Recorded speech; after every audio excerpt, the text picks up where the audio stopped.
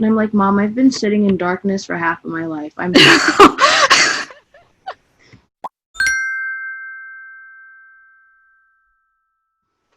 Hi everybody, welcome back to my channel. I'm here with one of my friends that I met during this quarantine, Dianna. Hi, I'm so happy to be here.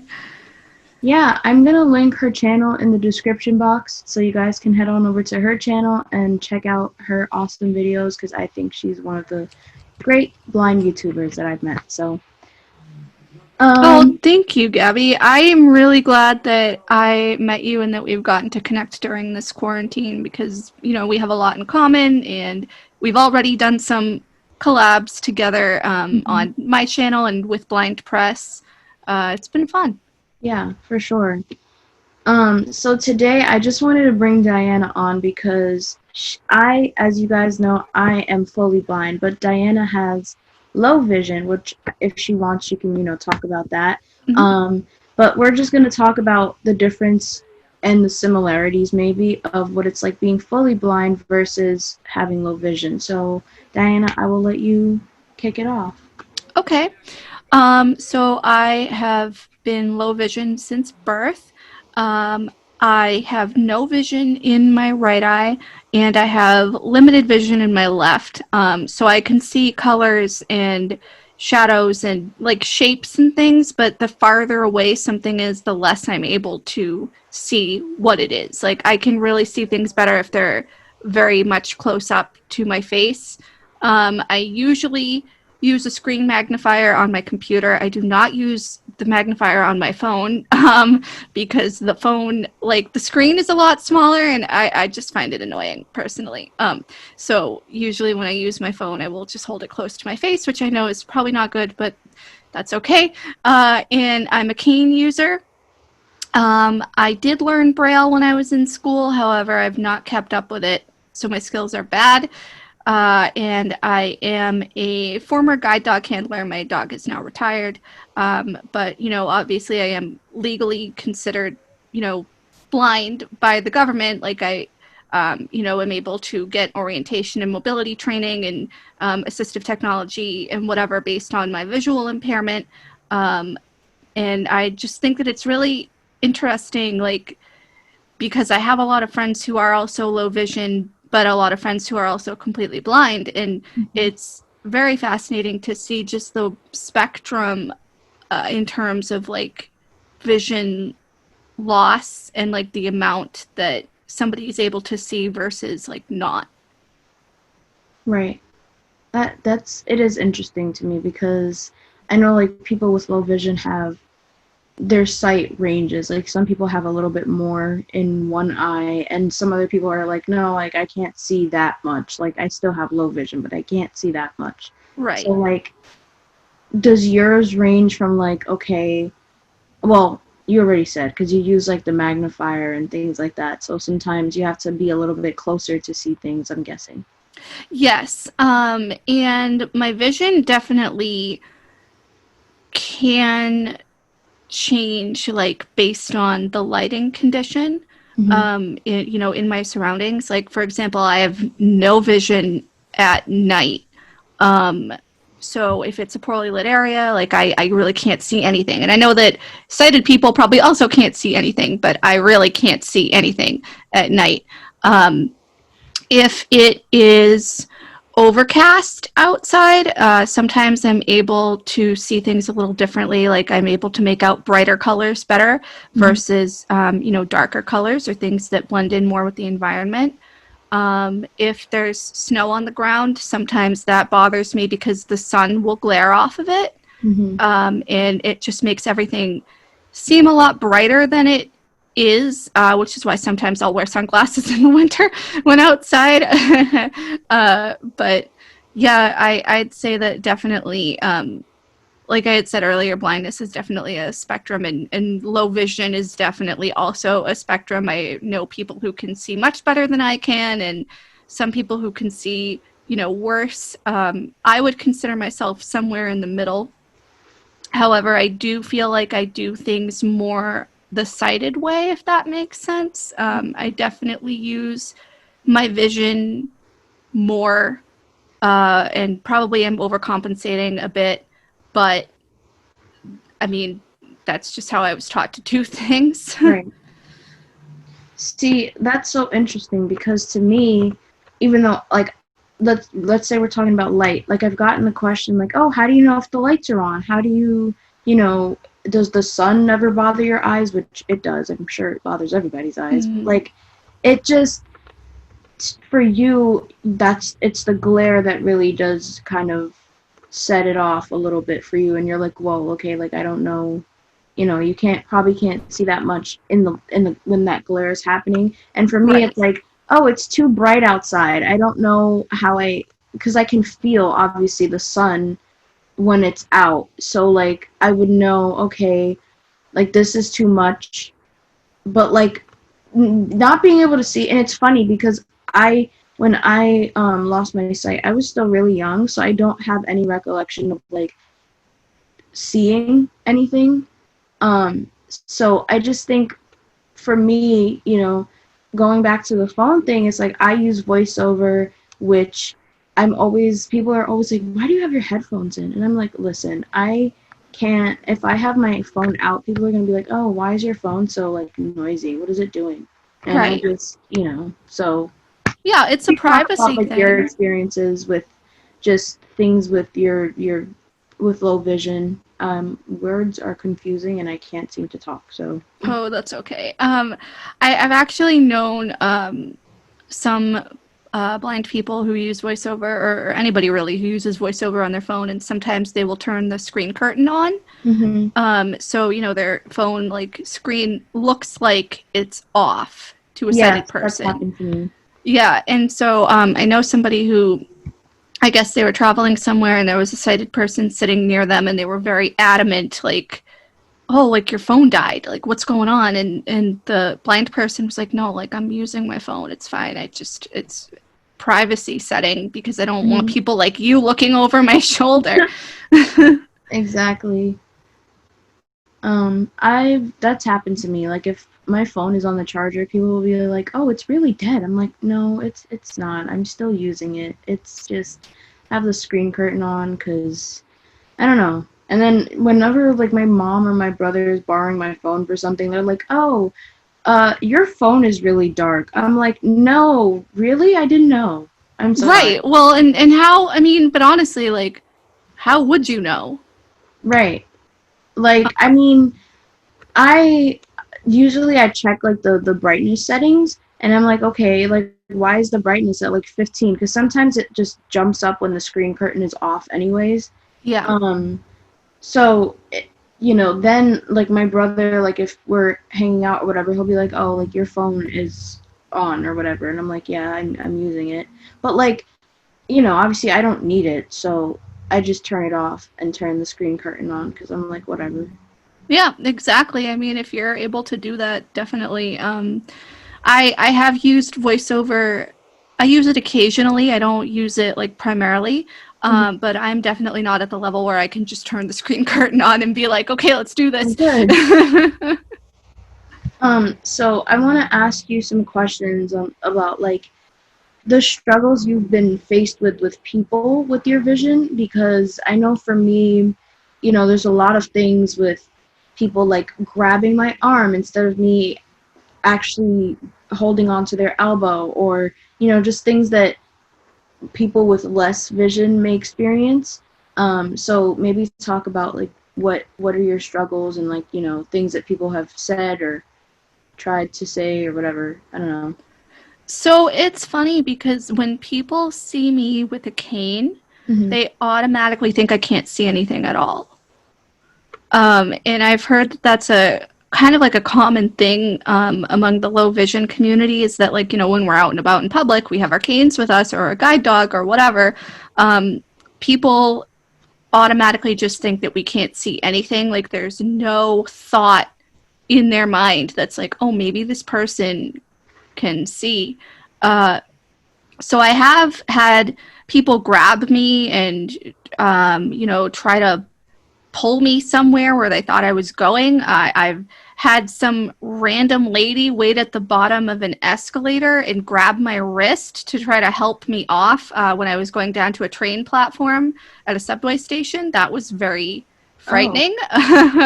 And I mean, I remember one time I was standing in line to check out at a store, and I had my guide dog with me, and there was some man. I think he was like the person in front of us or something. He was standing kind of like not too far from where we were, and he put his hand out and was trying to distract my dog. And I Um. knew that he was doing it because I was close enough where I could see him doing it. Mhm. So, you know, I told my dog, no, leave it. And then I looked at the guy and I was like, hey, my dog is working. You can't distract her like that. Right. He was like, oh, she did that by herself. And I was like, I can see you. I know you deliberately distracted my dog, sir. So it's very interesting versus when if I do go somewhere without my cane, which I really don't do at all Mhm. anymore. But if I do go somewhere without my cane, people don't know. Like they're just like, oh, okay, like another person, like whatever. And sometimes I feel like it's like I'm a walking social experiment because Mhm. I Yeah. have noticed that I'm treated differently with my cane versus without. About. Mhm. Yeah.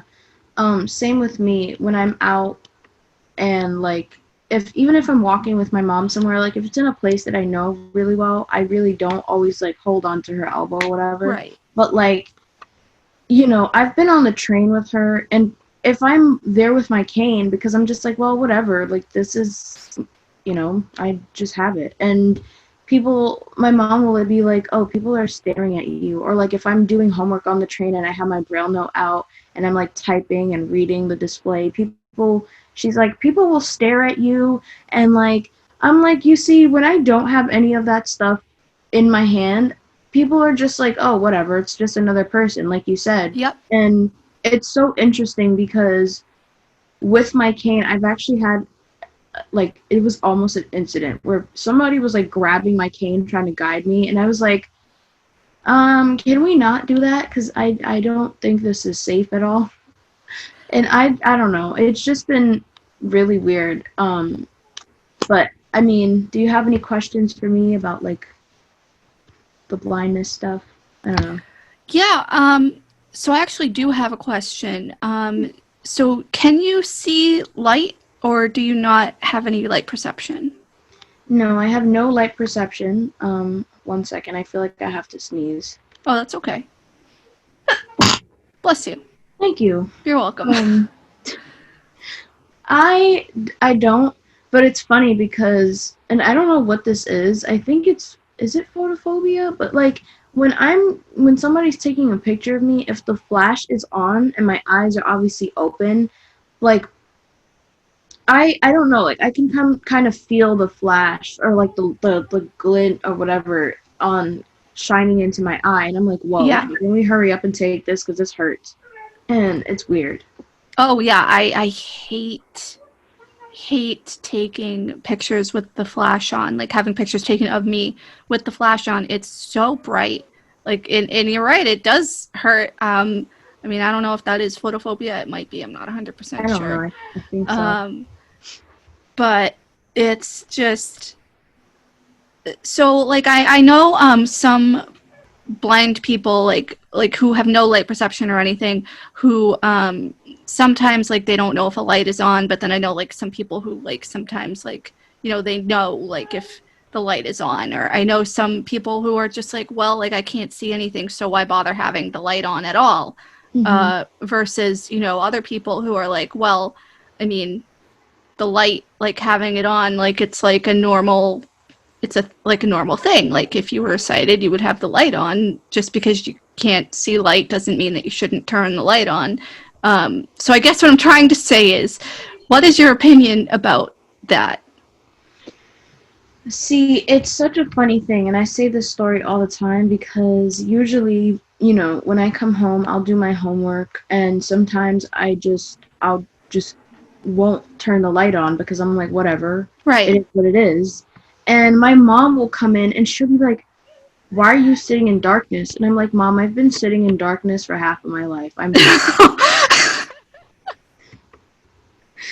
And like she's just like, no, like turn the light on. And I'm like, okay, whatever. And then it's funny because sometimes my family, they forget that I can't see. So if I forget that, let's say my mom or somebody turns the light on in the room that I'm in, I'll walk out of that room and they'll be like, why did you leave the light on? And I'm like, well, see, I honestly forgot that thing was on, Right. and I don't know.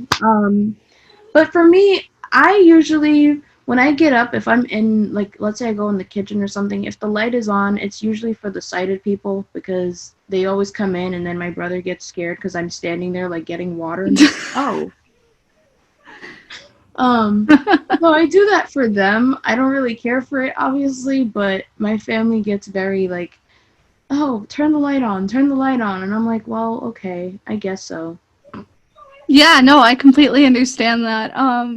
I've known some people who feel the same way, and then I know people who um, like they'll forget, or if like I am visiting somebody's house, like and they're completely blind, they're like, oh, like you can see, like just feel free to turn the light on if you need it. Yeah. I watched uh, one of Tommy Edison's videos where he talked about like, whether having the lights on in his house is what he does or if it's just whatever. And he literally said, like, sighted people will come over and he'll just be carrying on the conversation and they'll be like, can we get a light on in here? And he's just like, oh right. yeah, go ahead, knock yourself out. And then he forgets, like I do, to turn it off when they leave because sighted people usually, if a sighted person leaves that room, they turn it off because like there's nobody in there. But if like him living on his own or whatever, they automatically assume like, oh, somebody's still in there, so let me just leave it on, and that's what happens to me. So Right. it's kind of funny. That is really funny. Um, can you tell the story about the time when you got into the wrong car? Because I feel like that was kind of interesting. Yeah, definitely. So I mean, I did a video about this, but like basically the gist of it is the short version. I was out shopping with my mother, and um, her car is white, and I had gotten into a car that I thought, because it was in the same exact spot, but like a row over or something. And so I got into a white car that I thought was her car. Mm-hmm. It obviously was not. I literally opened the door and sat down in the passenger seat. And I knew right away that it wasn't her car. The seat material was different. There was like trash on the floor, like, wrappers or whatever. And Mm-hmm. I was like, oh, I'm sitting in some random person's car, which like honestly, that's their fault for leaving their car Yeah, unlocked in a I parking was lot. just gonna say, like, But what? I got out and immediately ran to where I thought the car was and found my mother. And she was like, "Where were you?" I thought that some, like in a joking way, she was like, "I thought somebody kidnapped you." And I was like, "Oh, I got in the wrong car. Um, let's just pretend that didn't happen." See, I don't know. I don't think I've ever really been in like a situation like that. But I will say one thing for me as somebody who is fully blind, an issue between like, I don't know, like going into the wrong room, because like in my college a lot of the classrooms look the same. Yeah. So I think one day, and I this was with the former assistant director for accommodations. She was helping me get to my class because I was like, I don't know where I'm going, and literally put me in the wrong class. And it was so funny, and I texted her and I was like, this professor's asking me if I'm new. And I'm like, sir, are you new? Because I've been in this class. And then she literally came up, looked at him, and was like, oops, that was my fault, and brought me back to my class. And I would have never known because the seats and the classroom and everything was like set up the right way, the same way as my class. And I got in my class and they were like, are you okay? And I was like, yeah, just had a moment. Don't, it's fine, I'm here.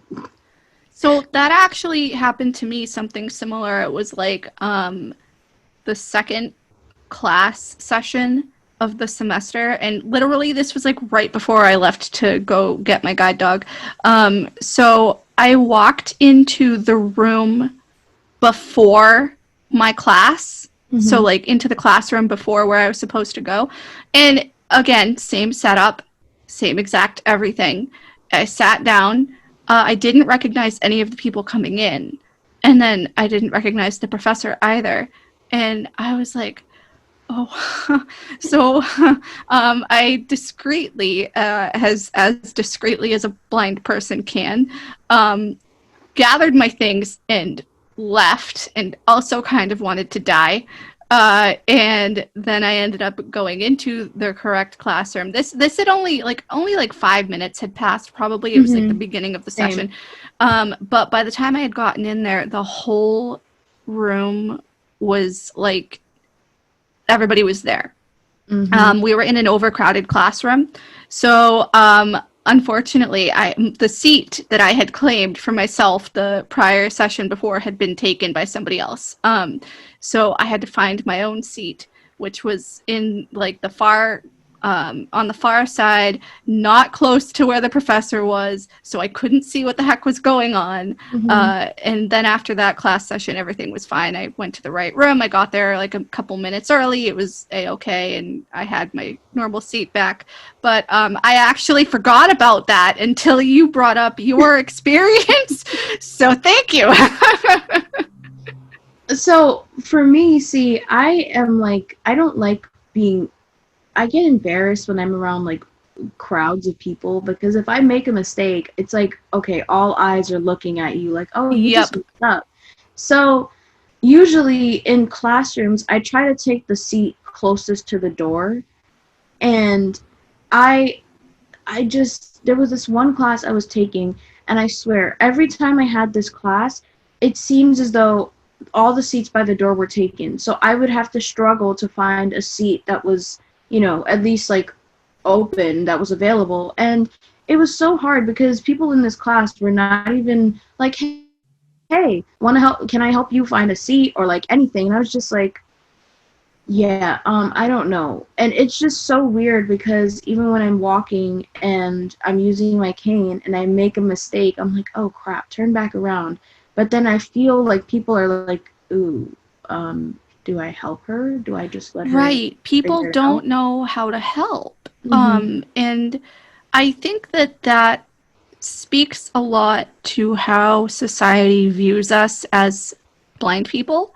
Right. And like people with disabilities in general, is that like the general assumption is like that an able-bodied person should just run right up to us and help us and grab us and bring us wherever they think that we're going, and it's like that's not what you have to do. All you have to do is ask, like, how would you like it if we did that to you? Right. But then they don't ask, and then if we get upset with them and tell them no, don't do that, they're like, well, you're being ungrateful. It's like, sir, you grabbed my arm.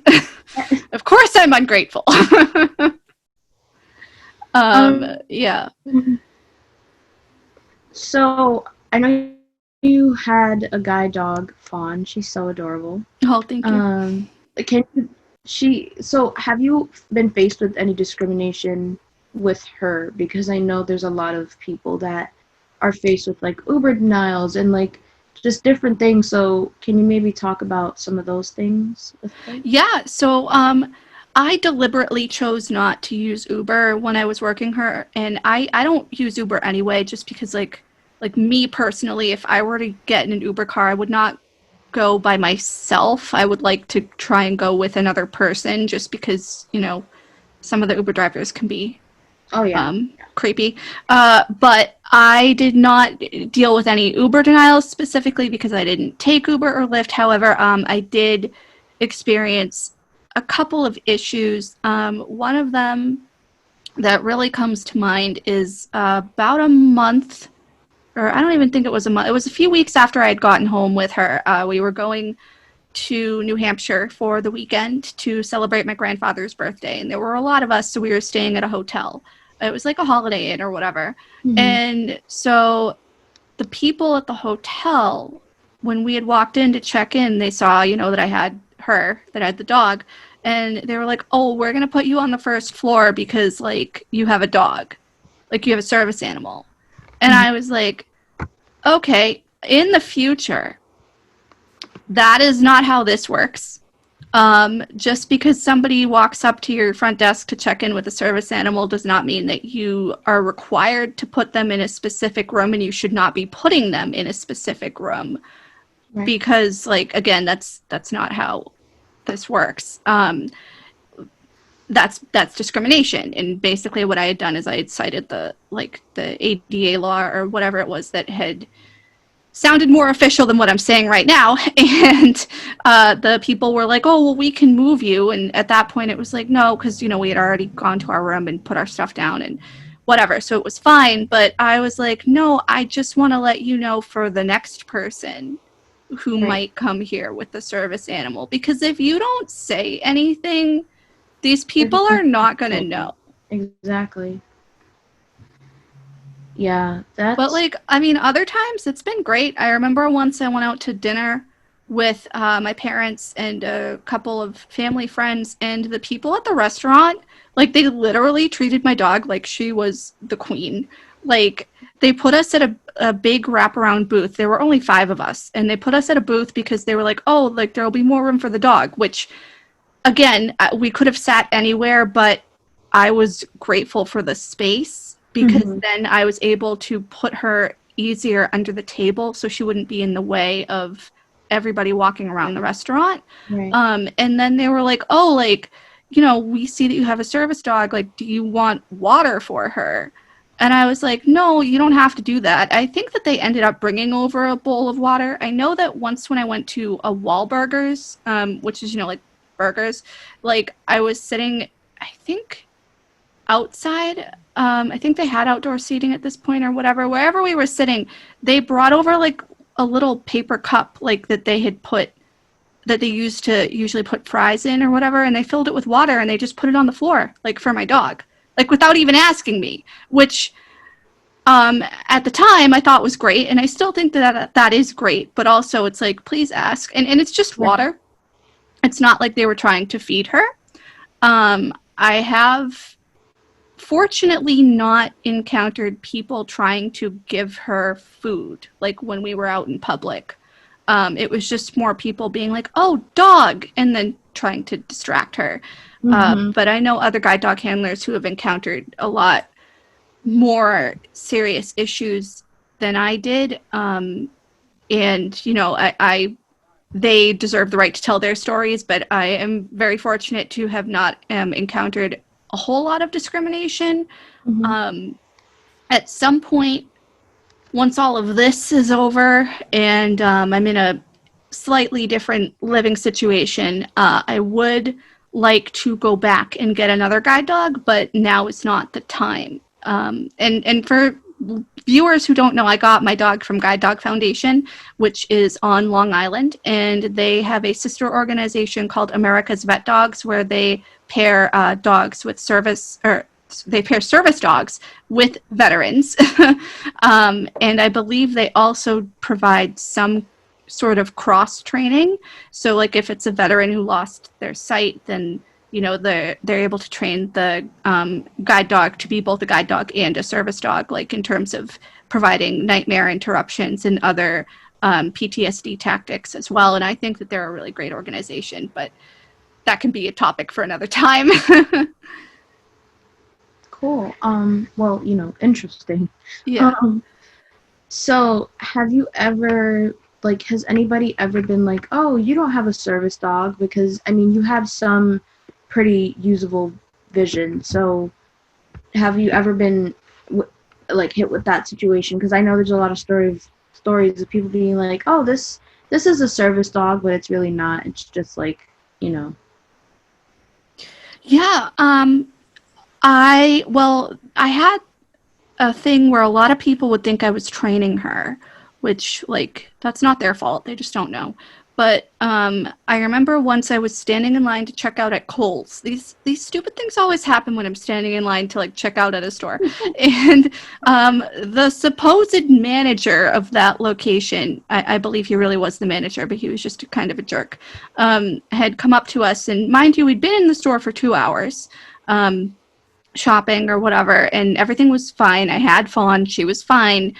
And he was like, just so you know, for the future, we don't allow pets. And I was like, she's a service animal. Like, she's my guide dog. I'm blind. Wow. I'm sorry. I actually have to let her out because she's going to start barking.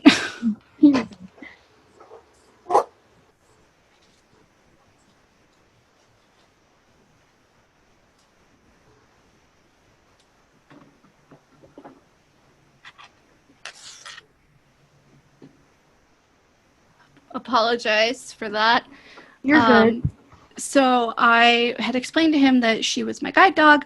I am blind, and he demanded to see identification, which is not something that a place of business can ask. They can only ask, is it a service dog, and what task do they perform? They're not allowed to ask for ID, and there's not a national service dog registry. Guide Dog Foundation had provided everybody with an ID card just in case something like this happened, because, you know, they know that people are not all well educated. And so I was like, you know, you're really not supposed to be asking me that. And he was very adamant about seeing the ID. And I tried to explain to them that there is no like ID per se. But, you know, I showed him my ID anyway from Guide Dog Foundation, and he was just very rude. And in hindsight, I probably should have called the corporate number after leaving and like just reported the incident, because it really did sound like he needed to be to have some more training. But I mean, that's it's unfortunate, the misconceptions that there are, especially because he didn't even ask if she was a service dog. He just automatically assumed that she was a pet. And it's like, sir, she has a harness on. Like, she literally looks like a working dog. She does not look like a pet. She has been quiet as can be. She has barely even been seen. You know, and everybody else that we've encountered here has not like complained or told us to get out. So yeah, that's really like the big incident that comes to mind, just in terms of like that there really needs to be a lot more education about service dogs and about blindness in general. I agree. I mean, we have a lot more time, but if you want to, we can probably end at like 5:45. So if you want to ask any more questions or talk about anything else, go ahead. Yeah, so so I've talked about like some of the like misconceptions and things that I've faced as, you know, somebody with low vision, and I believe that you have also done a video on discrimination, but have you faced any sorts of like misconceptions being somebody who's completely blind? A lot. I get like people thinking that because I can't see, I can't hear, which is a common one. Yeah, I get that too. And I'm like, I can hear you. Like, I have to if they're being disrespectful, then, you know, I actually have to be like, hey, like, listen, you know, you don't need to scream or yell at me. I'm very capable of hearing you. Just speak to me normally. But a big one that I've had is when I'm out with like friends, you know, and let's say we're just grabbing lunch or whatever, the wait, like the staff will be like, oh, okay, what will she have? And I'm like, you know, she will have this, this, and this. And they're like, oh, I'm sorry, ma'am. And I don't know. It's like, I don't know from a sighted person's perspective, but I've heard that I don't look blind, whatever that means. I've heard that too, and I still don't understand what they're talking about. Mean? Like, how do you look blind? Exactly. So people will be like, "Oh, I didn't know," and I'm like, "Well, just talk to me like a normal person. You know, I'm very capable of having a conversation with you and just talking." And I don't know. Those are definitely some ones that I've been faced with. I mean, there's definitely more, but I feel like those have been the two big ones. And just people trying to, just random people that have been like, oh, I remember specifically, I had a mobility instructor back in middle school. And every time we were out, there was always somebody that was like, can I pray for her? And I was That like, happened to me once. Except this lady came up and grabbed my hands and said she would pray for me. And I was like, who are you? I yeah, was 12. yeah, I was like, how old was I? This was back in middle school. I was probably like 10 or 11. I was really young too. Yeah, it's happened to me. And then I get people that are like total strangers again that come up to me and they're like, do you mind talking about your blindness? And I was like, I usually would, and I really don't mind ever talking about how I lost my sight. But if you're a complete stranger, I'm just like, I I no. completely agree. Some people don't have any tact. It's like, would I come up to you and ask you your full medical history? No. Right, Like, right. I mean, I'm like, we're both very open about our disabilities, but talking about it in context versus a random person on the street coming up and asking are two completely Different different things. things. Exactly. And like in terms of going back to the whole restaurant thing or just people talking to everybody else with us but not directly to us, the people that I'm with are usually like ask her yourself or like they Yeah, just don't answer. And it's like that's right. You're now being forced to talk to me, sir or madam, because I exist. exactly. That's the same thing that's happened to me. It's happened so much that if I'm ever out and my friends know like how it's gonna go with people, it's really weird. Sorry, my mom's phone is like really loud. Oh, that's Um, okay. I couldn't hear it. oh, okay. Just check. Um, she'll be like, or my friends will be like, just she's there. You can ask her questions. Like, she will respond to you. I'm not like, and then another one that I forgot to mention, which is a big, big, big one, is people thinking that my friends are like my aide and they're like assisting me or something. And I'm like, no, they're my friend. Like, am I not capable enough to have friends in society? I don't understand. And so I'm sure this has probably happened to you. But like, if I'm out and let's say I'm at the mall or somebody stops me and they obviously see me with my cane or I'm asking questions, they'll be like, "Oh, aren't you helping her?" And they're like, "I mean, I'm her friend. I am going to help her, but I'm not, her aide or anything." And I don't know. I've never had people assume that the people I'm with are my aides per se. But like I remember once I was at Universal, like in Orlando, and I was waiting in line to get food, and one of the employees at the quick service place had approached the people in front of me, which was like a family. And mind you, I was not standing near them. I was standing like quite far back in line. And he was like, "Is she with you?" And I was like, "No, I'm not with them." Do I look like I'm with them? Like I first off, I do not look anything like I belong in that family. And secondly, I'm not standing with them.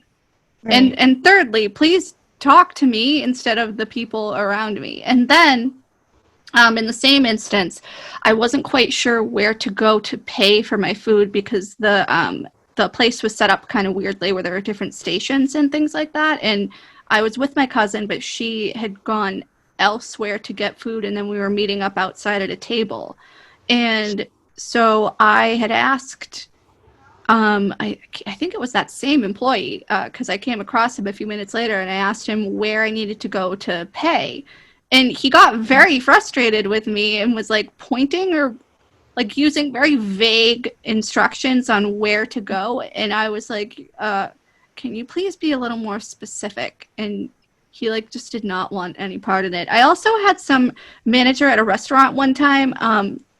I had gone to eat dinner elsewhere, and I met up with other people like after they were done with their dinner, and we were having dessert together. And so one of the people had come to get me like at the front of the restaurant and bring me over to the table, and the manager had walked over after, obviously observing me navigate through the restaurant with my cane, and was like, I just want to thank you for coming out here tonight.